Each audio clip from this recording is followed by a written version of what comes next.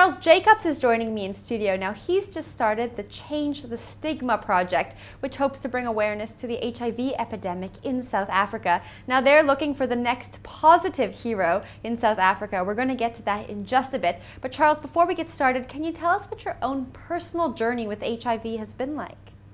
Well, Jennifer, it's been 12 years. It took me about, I must say, it took me about 10 years to really face the whole the HIV the status, and that's why when I got the opportunity to enter Mr. Gay South Africa, that was the first opportunity I actually had to actually come to terms with it and actually went public. Yeah, so it's been quite a journey. I lived the life of denial for very long, which is one of the consequences of not really dealing with HIV. Living in silence, which is quite scary. But yes, the last 3 years I've made peace with it and created this project. I've also created HIV awareness programs that I'm also training as well. And then I'm also a life coach that actually specializes in coaching people living with HIV to actually help them to shorten the journey from denial to acceptance, which is actually the most important part. Yeah, that's pretty much my story. Wow. Well, 12 years. Can you take us back 12 years ago to the moment when you found out that you were HIV positive? What was going through your mind at that time?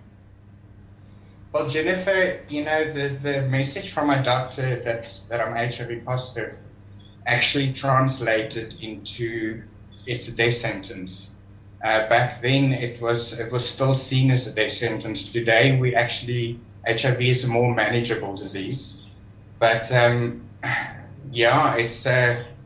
was quite scary, I must say. I mean, at such a young age, you have your whole life ahead of you.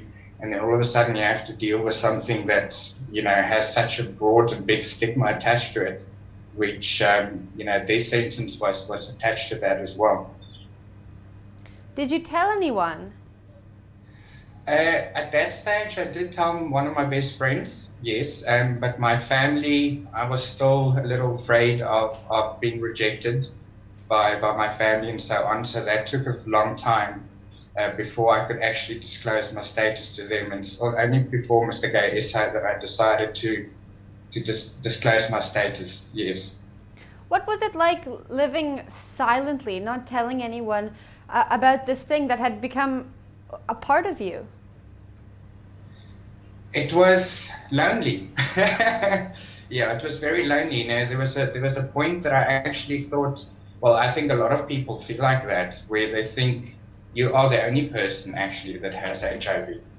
And soon after that, I've actually discovered other people that live with HIV as well and started opening up to other people as well.